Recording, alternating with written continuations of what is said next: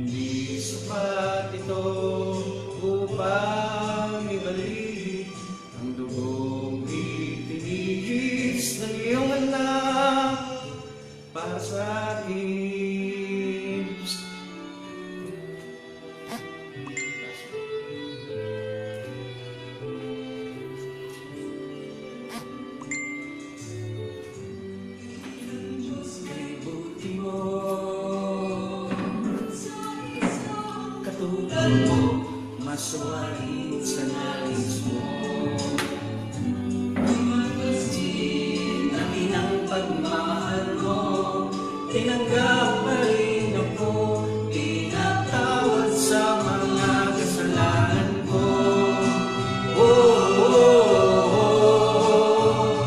Purihin ka sa dakilang pagmamahal mo. Kahit bayan pa, di sapat ito upang ibalik ang dugong itinigis ng iyong anak para sa akin.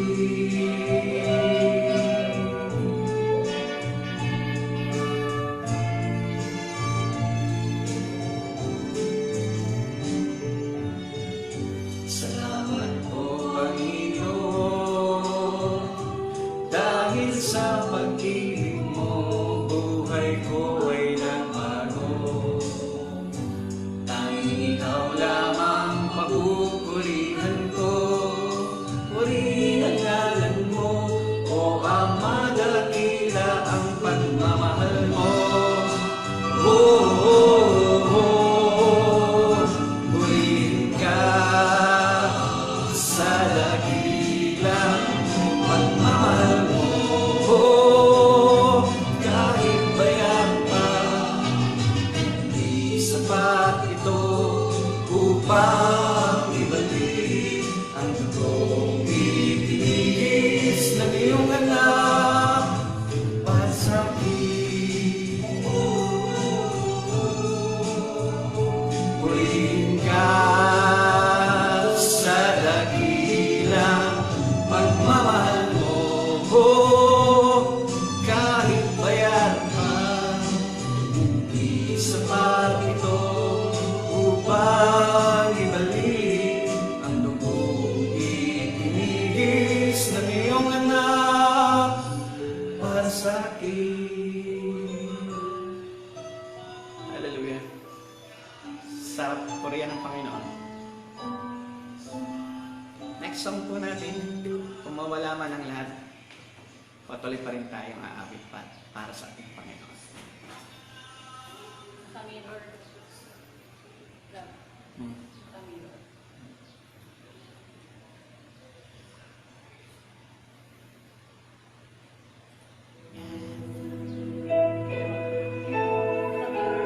Babaliktad ko.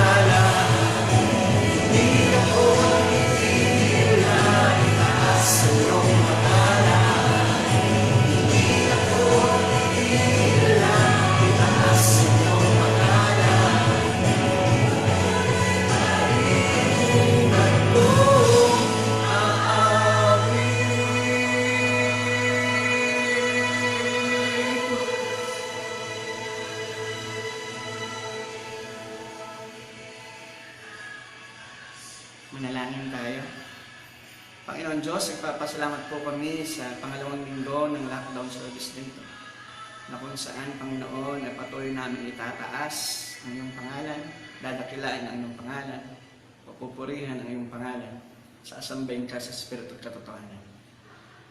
We invite the presence of your Holy Spirit to move us, to guide us, to direct us according to your will. Panginoon, be with me as I preach your word this morning. Ako po ay isang mangmang kung wala ka sa buhay ko. Kasiyahan mo po ako ng karunungan upang maipabahagi ko po, Panginoon, ang iyong salita sa lahat po ng nanonood at nakikinig sa umagang ito. Ito po, Panginoon, aking dalangin na may papuri pasasalamat sa tanging pangalan ng Jesus. Amen.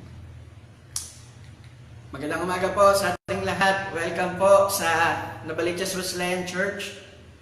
At sa lahat po ng mga kapatiran natin na nasa kanilang mga tahanan, magandang umaga po sa lahat ng member ng Novaliches Wesleyan Church, sa mga naabot po ng FB Live via itong FB Live natin ay saan man panig ng mundo. Good morning po sa inyong lahat, mapagpalang araw po sa inyong lahat. Welcome po sa ating second Sunday ng lockdown service. Again, ako lang po ang aking may bahay at ang aking mga anak ang nandito sa ating iglesia, na kung saan alinsunod sa panawagan ng ating minamahal na Pangulo na umiwas muna tayo sa mga social gathering. Tayo po bilang masunurin sa alituntunin ng ating pamahalaan ay tayo po ngayon ay nagla-live stream para makaiwas po tayo sa paglaganap ng problema ng ENCOG. So, join me sa umagang ito sa talakayang ngayong nakaahong ka na, mag-ahong ka kaya ng iba? No? Last Sunday na pag-usapan natin kung makaahong ka pa kaya. Ngayong Sunday na ito, sa sentro ang ating maliit na talakayang ngayong nakaahong ka na, makaahon ka pa kaya? Tignan natin ang sinasabi ng Biblia, no, yung paano ang isang taong nakaahon sa kanyang pagkakasala, ay siya namang itong nag-ahon ng iba. Samahan niyo po ako sa pagbuklat ng inyong mga Biblia, and it can be found in verse 9 sa Genesis. Nang magkagayoy nagsalita ang puno ng mga katiwala kay Paraon, na sinabi, naalala ko sa araw na ito ang aking mga sala. Ngunit si Paraon laban sa kanyang mga alila ay binilanggo ako sa bahay ng kapitan ng bantay, ako at ang puno ng mga tinapay. At nanaginip kami ng panaginip sa isang gabi. Ako at siya, kami ay kapwa na naginip ayon sa kapaliwanagan ng panaginip ng isa't isa sa amin. At nandoong kasama namin ang isang binata, isang Hebreo na alipin ng kapitan ng bantay, at siya namin pinagsaysayan at kanyang ipinaliwanag sa amin ang aming panaginip. Ipinaliwanag niya ayon sa panaginip ng bawat isa sa amin. Last verse. At nangyari na kung paano ang kanyang pagpapaliwanag sa amin ay nagkagayon, ako'y pinabalik sa aking katungkulan at ipinabiti ng isa.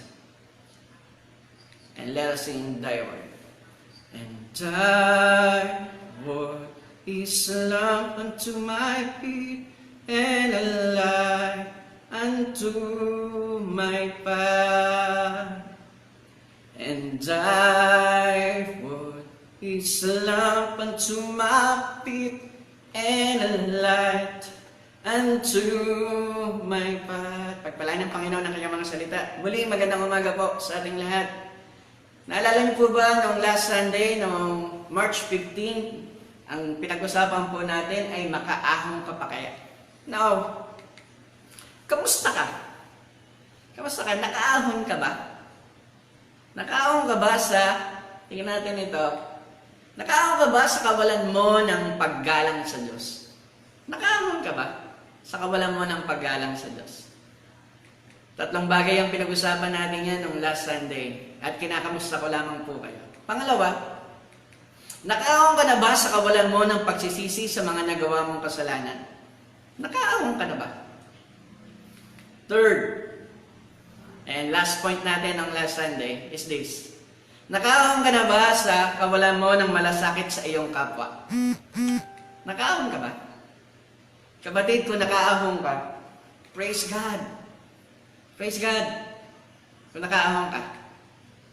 And now, moving on to our topic this morning. Napakaikli lang po ito.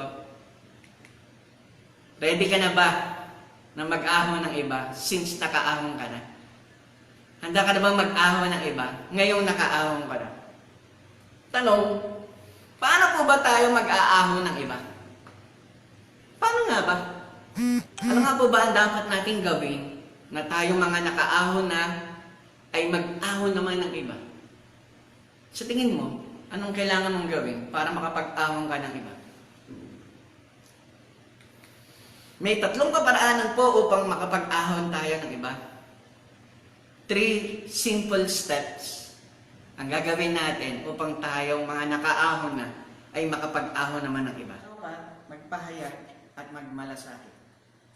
So, punta tayo doon sa unang punto, magbalik tanaw. Isa sa mga pangunahing karakter po natin na pag-uusap-usapan at paghugutan natin ng aral sa kanyang buhay ay si Cupbearer.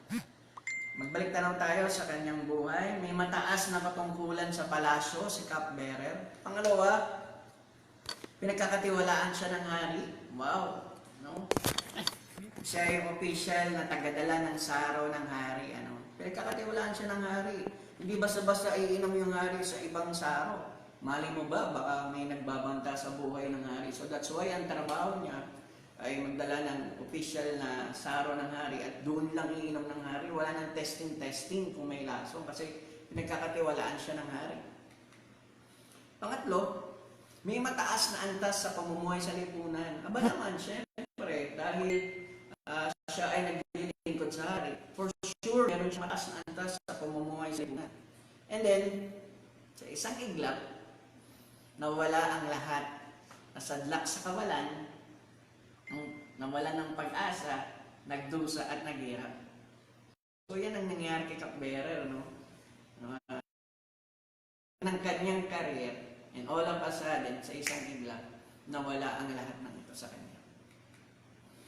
Siya ay pinabilanggo ng hari kasama ang BFF niyang panadero.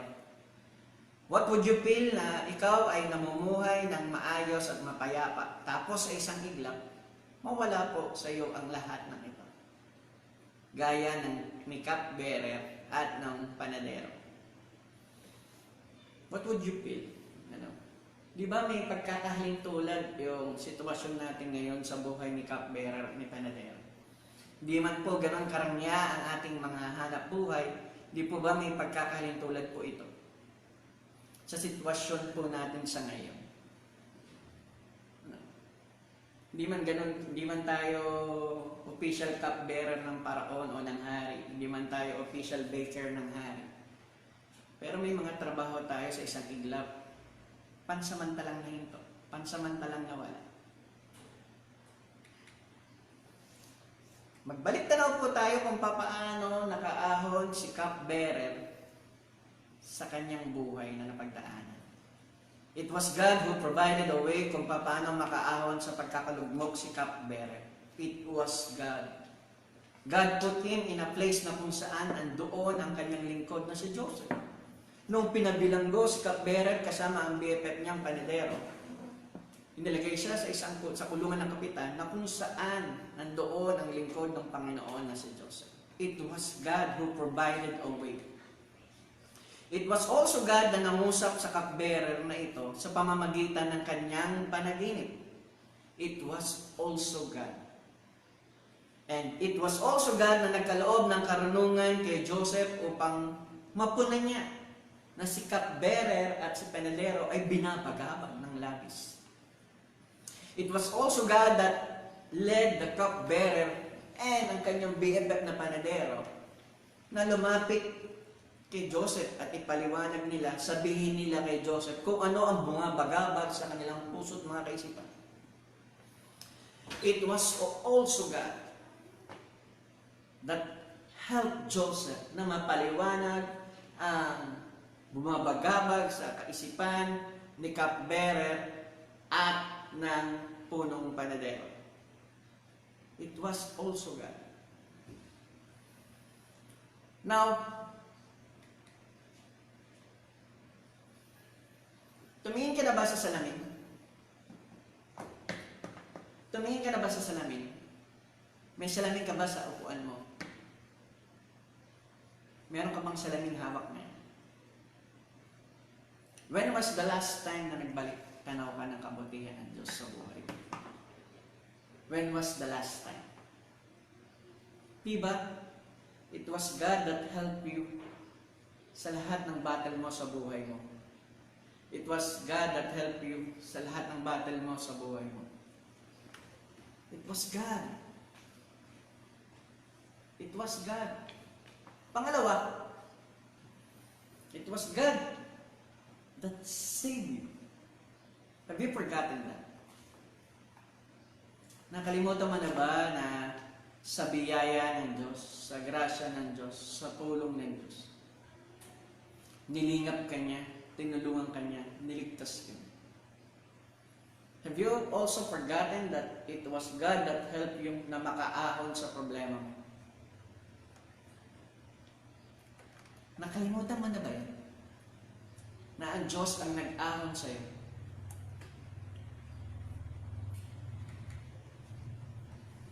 Nagpahayag ka.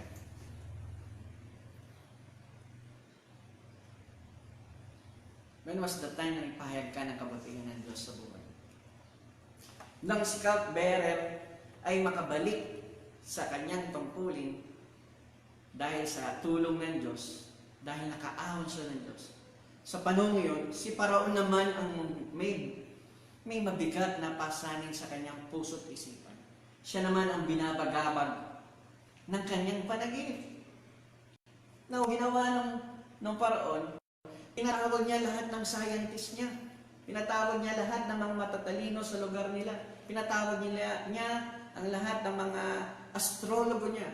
Pinatawag niya ang mga pinakahenyo sa lugar niya. Pinatawag niya ang lahat ng bawal and judgmental sa kanya.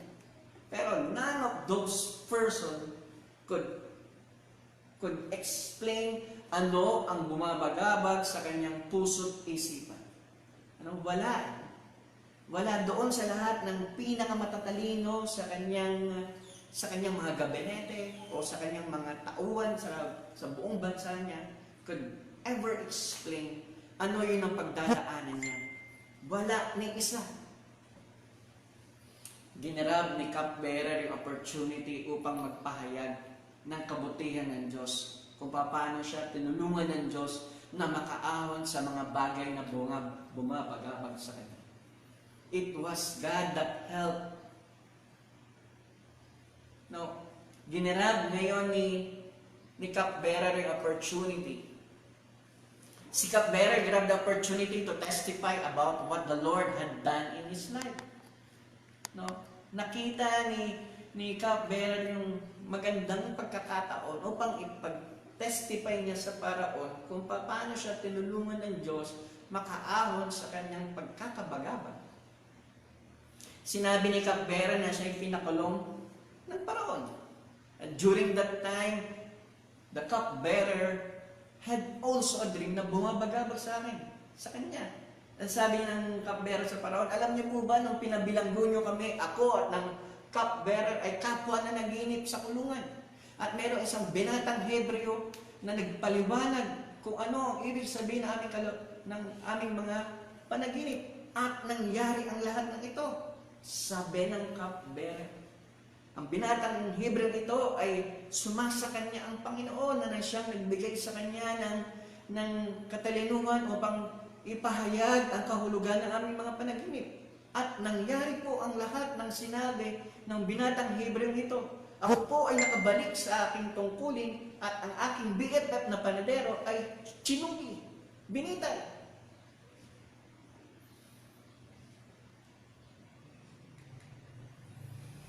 After hearing the powerful testimony of the cupbearer na labis na pinagkakatiwalaan ng Paraon, sabi ng Paraon sa kanyang kawal, madali, sunduin ninyo si Joseph. Nais ko siyang makausap upang ang mga bumabagabag sa aking puso't isipan ay kanyang maipaliwanag. At dali-dali niyang pinatawag ng Paraon si Joseph. ATM, sabi niya, punta ka dito, Joseph. At nang pumunta si Joseph doon sa Paraon, nag-grab siya or hindi ko alam kung ano sinakyan niya, pero ang dali nakapunta agad si Joseph doon sa harapan ng paraon. At nung nagharap na ang paraon at si Joseph, ang sabi ng paraon kay Joseph, nabalitaan ko na magaling kang magpaliwanag ng mga panaginip, sabi ng paraon kay Joseph. At ang sabi ni Joseph, it was not I, it is the Lord who gave me wisdom to interpret dreams. Sabi ni Joseph sa paraon, hindi po ako ang nagpapaliwanag, kundi ang Panginoon nagbigay sa akin ng kakayanan magpaliwanag ng panaginip. Hindi po sa akin nagmula ang karunungan, kundi sa Panginoon. Now, after hearing that, ang sabi ng paraon kay Joseph, may bumabagabag sa aking mga puso't isipan. At isinare ni paraon ang kanyang panaginip kay Joseph. After sharing ng paraon ang kanyang panaginip kay Joseph, matapos niyang ipahayag lahat ng panaginip niya, sinabi naman ni Joseph ang mga meaning ng kanyang panaginip. Pinahayag ni Joseph sa paraon na tinakda itong mangyari ng Diyos. Nagbigay ng mungkahi si Joseph sa paraon kung ano ang dapat gawin ng paraon. At nagustuhan ito ng paraon at itinaas si Joseph ng paraon ng tungkulin at pinamahala sa kanya ang pag-iipon sa panahon ng 7 taong kasaganahan at paghahanda sa 7 taon na paparating na taggutom o tagtuyot. Nagustuhan ng paraon. Kanina lahat ng pinakamatatalino sa lugar ng paraon, lahat ng gabinete niya, lahat ng tauhan niya, none of those people could interpret his dreams dahil wala sa kanila ang Diyos. Si Joseph, a man who feared the Lord, nung sinabi ng paraon ang kanyang panaginip, kinasihan ang karunungan ng Panginoon si Joseph upang ipahayag ni Joseph ang panaginip ng paraon. Ipinahayag ni Joseph sa paraon ang panukala ng Diyos. Kailan po tayo nagkaroon ng lakas ng loob na magpahayag ng kagandahang loob ng Diyos? Kailan ka nagkaroon ng lakas ng loob upang magpahayag ng lakas ng salita ng Diyos? Kailan mo ipinahayag ang patotoo mo kung paano ka tinulungan ng Diyos na makaahon sa lahat ng pagdaanan? Kailan mo pinahayag yun? Kailan ka kikilos upang ipahayag ang mabuting kaligtasan galing sa Diyos? At kung hindi ka magpapahayag, paano ka makakapag-ahon ng iba? Start sharing and start saving lives now. Third point. Dahil sa malasakit sa kapwa ni Joseph, ginawa niya ang lahat na makakaya niya sa tulong ng Diyos upang sa panahon ng kasaganahan sa Egypto ay hindi masayang ito at upang siya ay makapag-ipon sa panahon ng kasaganahan sa loob ng 7 taon. At matapos ang 7 taon na kasaganahan, pinaghandaan niya ang 7 taon ng taggutom. Dahil ito sa malasakit sa kapwa. Dahil sa malasakit sa kapwa ni Joseph, kanyang nilayo na niloob ng Diyos na mapatawad niya ang kanyang mga kapatid sa kasalanang nagawa sa kanya. Dahil sa malasakit sa kapwa. Diba? Yung mga kapatid niya, nagtangkaan yung buhay niya, ibinenta siya. Iniwalay siya sa pinakamamahal niyang ama at sa mga malalapit sa kanyang buhay. But dahil sa malasakit sa kapwa, natutunan ni Joseph na patawarin ang kanyang mga kapatid. Nang dahil sa malasakit sa kapwa, nilayo ng Diyos na makita niya ang kanyang ama at mga mahal sa buhay at sila'y sama-samang nanirahan. At nang dahil sa malasakit sa kapwa, lubos na unawaan ni Joseph ang paghahandang ginawa sa kanya ng Diyos. Yung bata pa siya, nung magkakasama pa sila sa loob ng tahanan niya, nananaginip na siya. In that point, to the point na maging governor si Joseph sa Egypto, God was preparing him na magmalasakit sa kapwa. Hindi lang sa kanyang pamilya. Dahil sa malasakit sa kapwa ni Joseph, marami siyang naligtas na buwan. Ang pinakamaganda, dahil sa malasakit sa kapwa ni Joseph, na parangalan ng Diyos. Dumating na ba sa punto ng buhay mo dahil sa malasakit mo sa iyong kapwa na parangalan ng Panginoon? Napakasarap sigurong pakiramdam nun, no? Dahil nagmalasakit ka sa kapwa mo na parangalan ng Panginoon sa buhay mo. Pamilyar ba kayo sa eksenang ito? Alcohol? Ano? Wala, kalalagay lang yan sa istante. Wala pang 2 minutes. Wala na siya. Sa simpleng alcohol lamang, nakikitaan tayo ng kawalan ng malasakit sa ating kapwa. Isipin din natin ating kapwa, paano kung yung mga hindi nakabili ng alcohol, ay sila ay maging carrier ng ENCO. Di, lalong lalala yung problema natin sa coronavirus. Magmalasakit ka sa kapwa mo. Hindi pinapaligo ang alcohol, pinanguhugas lang ng kamay. Huwag maging makasarili, magmalasakitan po tayo sa ating kapwa, sa isa't isa. Magtatapos po ako sa isang kwento. Merong isang mayamang lalaki na may bagong red sports car. Napadaan siya, sabihin na natin, sa bagong silang. At sa bagong silang, sa kanyang pagdadaan, may napansin siyang isang batang lalaki na kumakaway at humihingi ng tulong. Etong si bagong labas na red sports car, dead ma lang, wapakels. Hindi niya pinansin yung batang kumakaway sa kanya na humihingi ng tulong. Bagamat alam niya na nakita niya na sa umpisa na urgent yung need ng bata. Pero nag-drive pa rin siya.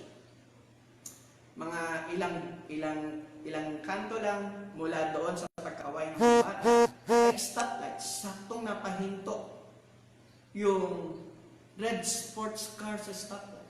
At itong batang ito, kumuha ng bato at binato niya si red sports car at nagasgasan yung bagong kotse ni red sports car. Gasgas, wow! At bumaba ngayon yung driver at pinuntahan yung batang. Sabi ng may-ari ng red sports car, pasaway kang bata, bakit mo binato yung kotse ko? Magbayad ka, kung hindi, ipakukulong kita. Sabi ng batang nanambato doon sa may-ari ng red sports car, sorry po, kanina pa po kasi ako nakatayo sa lansangan na ito. Mga 1 oras na po. Wala po ni isang tumigil para sa akin. Nangangailangan po ako ng tulong para sa akin inang nakaratay. Kailangan po ng doktor. Yung nanay ko po, nakaratay doon sa amin, nag-aagaw buhay. Sige po, ipakulong niyo na po ako, sabi ng bata. At naantig yung damdamin. Ito palang si red sports car, doktor. Doktor ako. Nahabag siya doon sa bata. Asan yung nanay? Puntahan natin. At sinamahan ng doktor yung batang ito sa kanyang tahanan. At naratnan nila na nakaratay sa may sala ang kanyang nanay. At nag-aagaw buhay na. At nilapatan ng doktor ng CPR ng nanay ng bata. And he grabbed his cellphone, called 911, at nagpatawag ng ambulansya. Pinadala sa malapit na ospital yung nanay. Ang tanong ng bata, Dok, mabubuhay pa po ba nanay? Ang sabi ng doktor, oo anak, mabubuhay pa ang nanay. Sige po, ipakulong niyo na po ako sa kasalanang nagawa ko, patawarin niyo po. At ang sabi ng doktor, anak, kasalanan ko. Siya di ko pagpansin sa pangangailangan. Sabi ng bata, paeg po akong makulong. Hindi na kita ipakukulong, sabi ng doktor. At sabi ng doktor doon sa bata, papadala kita ng pagkain mo, ng pangangailangan mo, ako nasasagot sa ospital ng nanay mo. At naghiwalay na mapayapa yung bata. Sa pag-uwi ng doktor, hindi niya na pinaayos yung gas-gas doon sa kotse niya. Kasi para sa kanya, magsisilbing alaala ito sa kanya na hindi lahat ng humihingi ng tulong ay may kakayanang mambato. Napakarami sa paligid natin ngayon ang nangangailangan ng tulong mo. Hindi man tayo yung right person, right authority, wala man tayong pangbigay ng ayuda sa ating kapwa. But you know what? You and I can help para maiwasan yung paglaganap ng ito. Sa simpleng hindi nating paglabas ng ating mga tahanan, sa pagpapasakop natin sa alintuntunin ng ating gobyerno, at sa pag-iingat sa ating mga sarili. Tumulong po tayo sa kapwa. Magmalasakitan po tayo. In conclusion, kakayanin mong makapag-ahon ng iba kung magbabalik tanaw ka ng ginawang kabutihan sa iyo ng Diyos nang iahon ka niya. Pangalawa, magpahayag ka ng kabutihan ng Diyos. Pangatlo, magmalasakit ka sa kapwa mo. Nakaaw pa kaya tayo sa coronavirus 2019 and po? Ang Pilipinas kaya makaahon pa sa bayan ito? Oo, makakaahon ng Pilipinas kung magbabalik tanaw tayo sa kabutihan ng Diyos.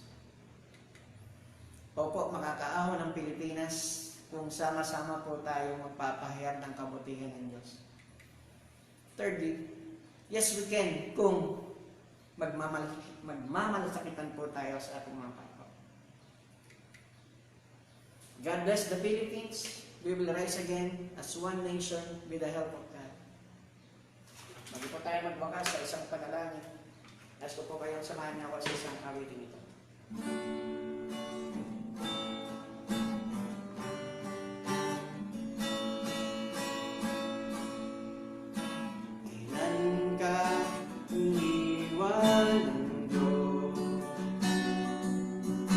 Kailan mo naranasan na siya ay wala?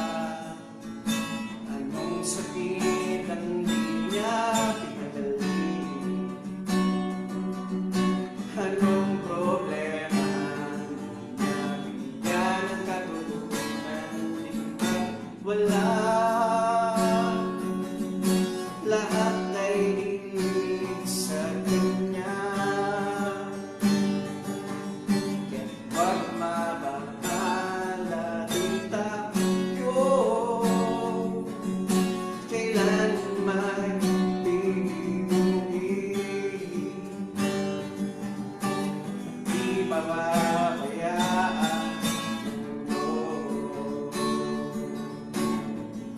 Kailan ka iniwan ng Diyos? Kailan ka iniwan ng kailan mo naranasan na siya ay wala? Anong sakit ang di niya pinagaling? Anong problema niya bigyan ng katulungan? Di ba wala? Lahat ay dinig sa kanya. Huwag maakala din tayo.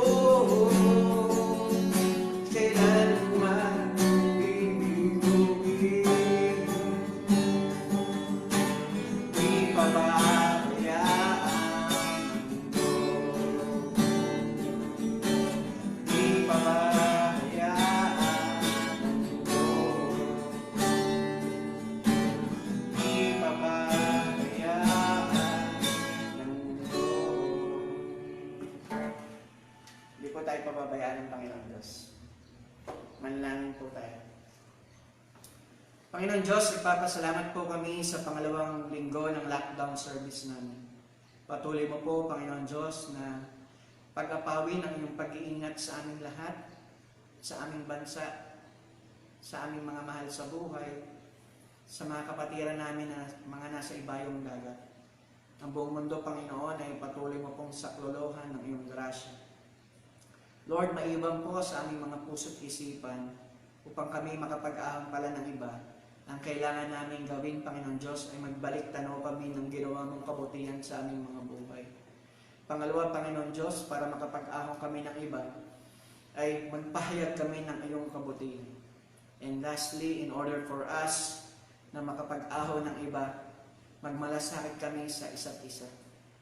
Nawa, Panginoon, ito yung maging goal ng bawat isa sa amin, na para, Panginoon, makapag-ahon pa kami ng mga kapatiran na nangangailangan, ng mga taong nangangailangan ng iyong kabutihan. Lord, use our lives, use everyone's life. Move everyone, Panginoon Diyos, na mag-ahon ng mga kapatiran na nangangailangan ng mga tulong, ng mga taong nangangailangan ng iyong grasya. Panginoon, dalangin ko po, O Diyos, na katagpuin mo po, Panginoon Diyos, ang aming mga pangangailangan. Pagalingin mo po, Panginoon, ang sino mang may karamdaman. Tulungan mo po, Panginoon Diyos, ang bawat nangangailangan. Bigyan mo po ng pag-asa ang nawawalan ng pag-asa. Palakasin mo po, Panginoon, ang sino mang nangihina sa araw at oras na ito. Buhos mo po, Panginoon, ang iyong mayaman na biyaya at bendisyon sa aming lahat. Protektahan mo po, Panginoon, ang buong mundo laban, Panginoon, sa COVID-19.